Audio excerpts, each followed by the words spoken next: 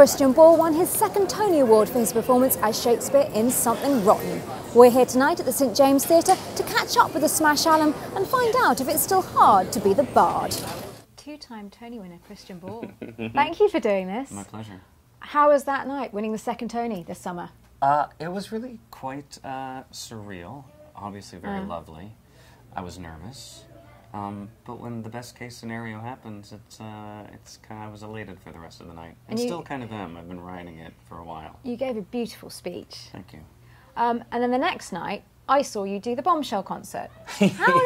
You crazy man, how Yes. did that work? There was a very short amount of time. I love Craig Zaden and Neil Marin very much, who were the producers of Smash and also of all the NBC Live Spectaculars. And for about a week, I allowed myself to loathe them for scheduling the Bombshell concert after the Tonys.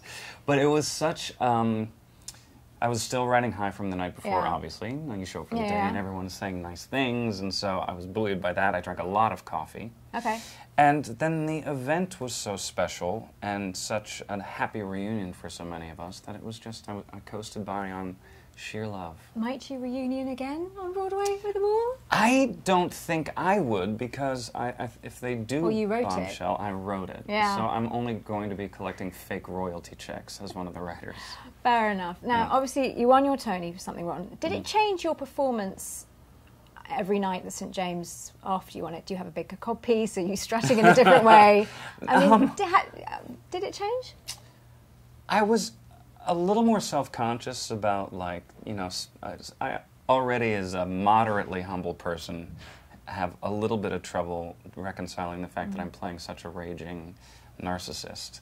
And you know... So for those who haven't seen the show, you're playing Shakespeare as sort of a rock star. Yes, and the take is he is in some ways, even though he's a total fraud, he's infallible, and he surrounds himself with yes men, and yes, he's just the rock star of the age. And he's got some swagger and a lot of attitude, which I can conjure up, but is not necessarily me. So after the Tony Awards, I started to feel a little bit self-conscious, like, oh God, okay, so here's the Tony Award-winning performance, ta-da!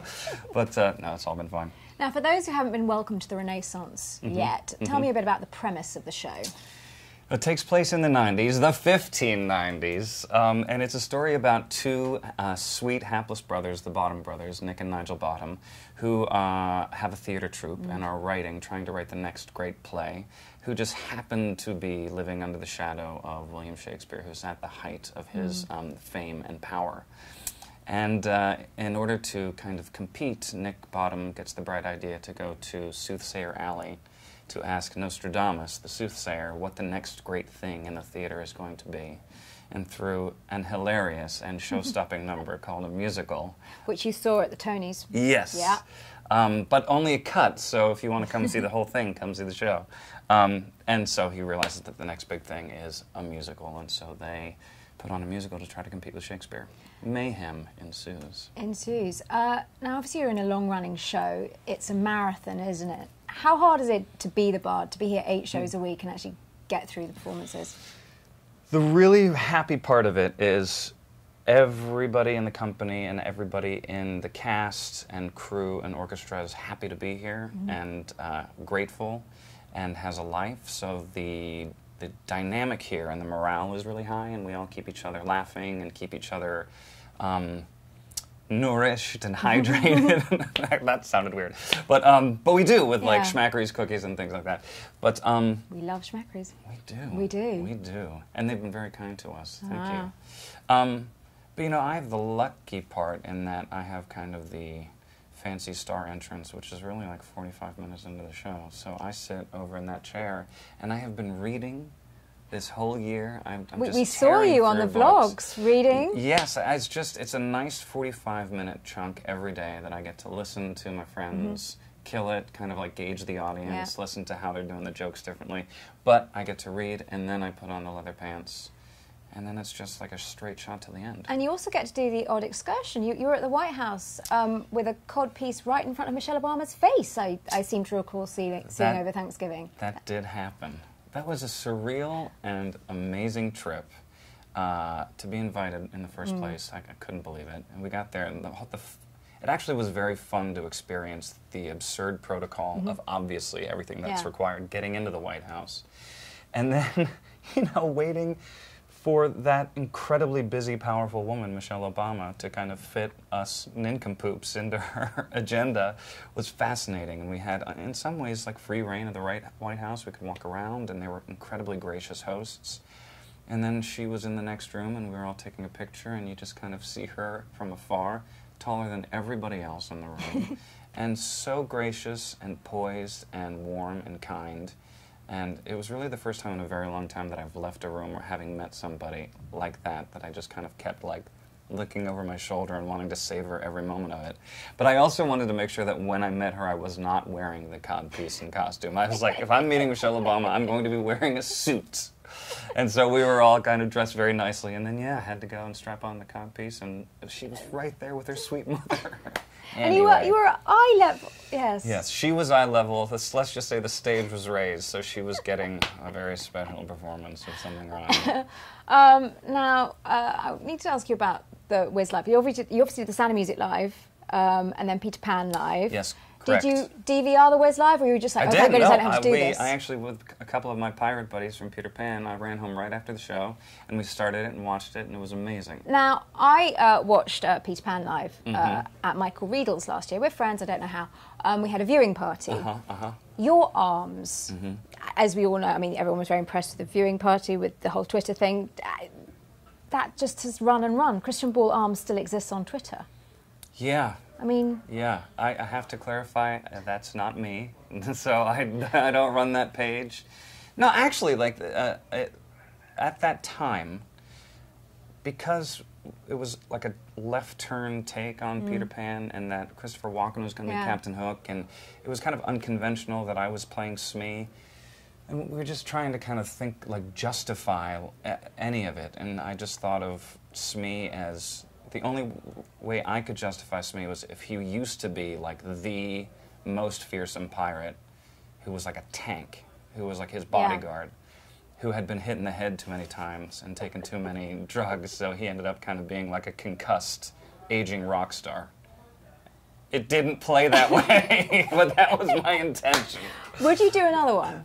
Would you do another in a heartbeat, yeah. What about a dream role? Is there a dream role that you'd absolutely love to do? You know, in like 25 years, this is so cliche, every actor wants to do it, Sweeney Todd, but that's like way down the line. And I would love to play Pilot in Jesus Christ Superstar at some point. I'll make a call. Thank you very much. Role, you know. Brooks S. Manskis also wants to play Pilot, so we might have to have like a pilot off. That'll work. Yeah, or we can alternate, do it in rep. Yeah. A two-man Jesus Christ Superstar. One man plays all the roles, one man plays Pilot. No, I can sort of see that happening. Absolutely. Yeah. Now it's December, so Star Wars is happening now. I had not heard. I think that Leslie Margarita, though, is giving you a run for your money for the biggest Star Wars fan on Broadway. Have you talked to her about this? I have not. No. She's obsessed. Okay.